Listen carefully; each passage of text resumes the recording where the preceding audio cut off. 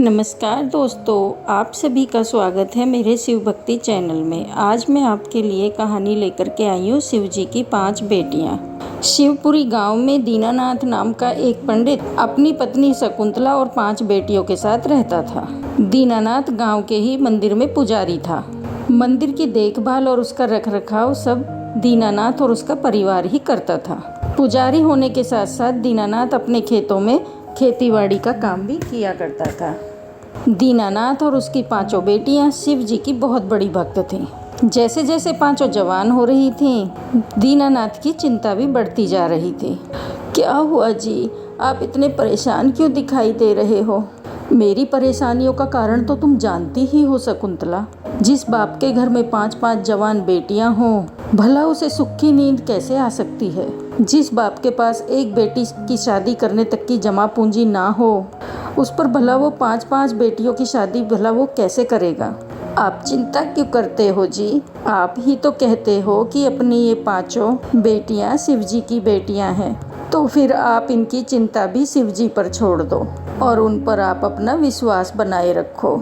मुझे उन पर पूरा भरोसा है शकुंतला। अगले दिन दीनानाथ की 5 बेटियां निधि, पूर्णिमा, संगीता, अनामिका और प्राची नहा धोकर तैयार होकर मंदिर पहुंच जाती हैं और शिव जी की पूजा अर्चना करने लगती हैं। निधि ने शिवलिंग के आगे धूप जलाया, पूर्णिमा ने जोत, संगीता ने चंदन का तिलक लगाया, अनामिका ने बेलपत्र और धतूरा चढ़ाया और आखिर में प्राची ने जलाभिषेक किया। इसके बाद 5 शिव मंदिर का जाप करने लगी। ओम नमः शिवाय, ओम नमः शिवाय, ओम नमः शिवाय। मंत्र का जाप करने के बाद उन 5 ने आरती की। फिर सबने शिव जी से प्रार्थना की, हे मेरे भोलेनाथ, अपनी कृपा दृष्टि सदा हम पर बनाए रखना। हर मुश्किल घड़ी में हमारा साथ देना प्रभु। इसी तरह हर रोज 5 बहनें मंदिर आकर शिव जी की आराधना करती। जब भी भोले बाबा के मंदिर आती हूँ तो यहाँ आकर एक अजीब सा सुकून मिलता है। सच में मन ही नहीं करता कि इस मंदिर को छोड़कर जाऊं। हाँ, एक अलग ही जुड़ाव लगता है शिव जी के इस मंदिर में। वे लोग बातें कर ही रही होती हैं, तभी वहाँ पर शकुंतला और दीनानाथ पहुँच जाते हैं। दीनानाथ और शकुंतला पुरानी यादों में खो जाते हैं। हे प्रभु, हम दोनों दिन रात आपकी सेवा करते हैं, आपकी पूजा करते हैं। अब तो हमें हमारी भक्ति का फल दे दो और हमें हमारी सूनी गोद को भर दो। मैं जानती हूँ कि भोलेनाथ मैं कभी माँ नहीं बन सकती, लेकिन कोई ऐसा चमत्कार कर दो प्रभु कि हम दोनों को माँ बाप के सुख से वंचित ना रहना पड़े। अपनी कृपा हम पर बरसाओ प्रभु। तभी उन्हें मंदिर के बाहर से किसी बच्चे के रोने की आवाज़ आती है। अरे, ये बच्चे के रोने की आवाज़ कैसी? वो दोनों भागकर बाहर जाते हैं तो देखते हैं कि मंदिर के पास जो नदी है, वहाँ एक बड़ी सी फूलों की टोकरी में 5 नवजात बच्चियाँ बहती हुई आ रही हैं और बीच नदी में जो शिवलिंग है उसने उनको रोके रखा है। दीनानाथ झट से नदी में जाकर उस टोकरी को बाहर लेकर आता है। शकुंतला, एक वक्त था जबकि हम एक बच्ची के लिए तरसते थे, लेकिन आज देखो भोलेनाथ ने 5-5 बेटियों के माता पिता बनने का सौभाग्य दिया है। सचमुच आज मैं बहुत खुश हूँ। तेरे लाख लाख शुक्र है प्रभु। बाबा, माँ, लो आप भी भोलेनाथ का जलाभिषेक कर लो। भगवान शिव की पूजा करने के बाद वो वापस सभी घर आ जाते हैं। दीनानाथ की 5 बेटियां बहुत ही सुंदर और गुणी हुई थी। 5 ने अच्छे नंबरों से 12वीं पास कर ली।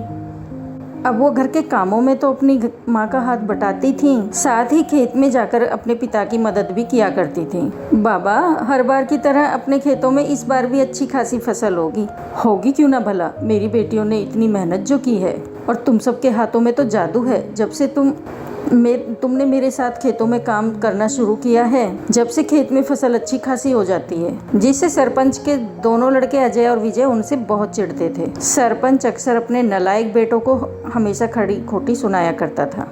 अरे नालायकों, पढ़ने में तुम दोनों नालायक ही थे, लेकिन कम से कम किसी काम में तो ढंग के बनो। एक काम करने भेजा था, वो भी ठीक से नहीं हुआ। अरे कुछ सीखो नालायकों उस पुजारी की बेटियों से। मंदिर से लेकर खेती बाड़ी तक हर काम में साथ देती हैं अपने बाप का। अरे मैं तो कहता हूँ कि तुम जैसे नालायकों के पैदा होने से तो अच्छा है मुझे भी बेटियां ही होती, कम से कम मेरी जमीन जायदाद तो संभालती। इतना कहकर सरपंच वहाँ से चला जाता है। तभी अजय गुस्से में विजय से कहता है, इन 5 बहनों ने तो हमारा जीना मुश्किल कर दिया है। पहले स्कूल में मास्टर जी से इनकी तारीफ़ें सुनते थे, फिर गांव वालों से, और अब अपने ही बापू से बातें सुननी पड़ रही हैं। सही कहा भाई, बचपन से लेकर आज तक उन्हीं 5 बहनों की तारीफ़ें सुनती आ रहे हैं, लेकिन अब पानी सर से ऊपर आ चुका है। बिल्कुल सही कहा भाई, अब वक्त आ गया है उन्हें सबक सिखाने का। हमें कुछ ऐसा सोचना होगा जिससे सांप भी मर जाए और लाठी भी ना टूटे। ऐसे मेरे पास एक आइडिया है। बचपन से भरा गुस्सा गुब्बार बनकर उबलने वाला था। इसमें अपने प्लान को अंजाम देने के लिए वो अगले दिन लकड़ी के पुल तक पहुंचे। मंदिर तक जाने के लिए लकड़ी के बने पुल को पार करके जाना पड़ता था। अजय और विजय ने उनके आने से पहले ही लकड़ी के पुल के जोड़ को किनारे से आधे से ज़्यादा काट दिया, ताकि उस पर हल्का सा वजन पड़ने से ही वो पुल टूट जाए और वो 5 नदी में डूबकर मर जाएं। 5 बहनें मंदिर जाने के लिए घर से निकलती हैं। जल्दी चलो दीदी, आज हमें मंदिर जाने में देर हो गई। हाँ, मौसम भी खराब है, बारिश आने को है। वो 5 बातें करती हुई लकड़ी के पुल पर चढ़ पड़ती हैं, लेकिन 5 का वजन जैसे ही उस पुल की किनारी पर पड़ता है वो टूट जाता है और सभी बहनें चिल्लाती हुई नदी में गिर जाती हैं। उधर शिवलोक में बैठी माँ पार्वती भोलेनाथ से कहती हैं, भोलेनाथ, आप अपनी इन 5 भक्तनी 5 बेटियों को नहीं बचाएंगे?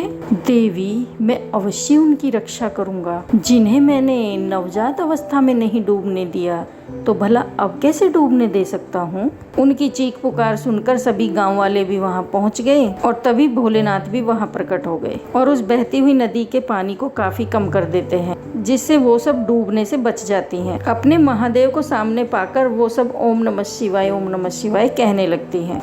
ओम नमः शिवाय, ओम नमः शिवाय। भोलेनाथ, आपके दर्शन पाकर तो हम धन्य हो गए। हमारा तो जीवन सफल हो गया महादेव। बेटी, मैं भी तुम सबकी भक्ति से बहुत प्रसन्न हूँ। तुमने और तुम्हारे माता पिता ने सदैव सच्चे मन से मेरी भक्ति की है और आज समय आ गया है तुम्हें फल देने का। अब से तुम्हारे घर में कभी किसी चीज की कमी नहीं होगी। तुम्हें सारी सुख सुविधाएं प्राप्त होंगी।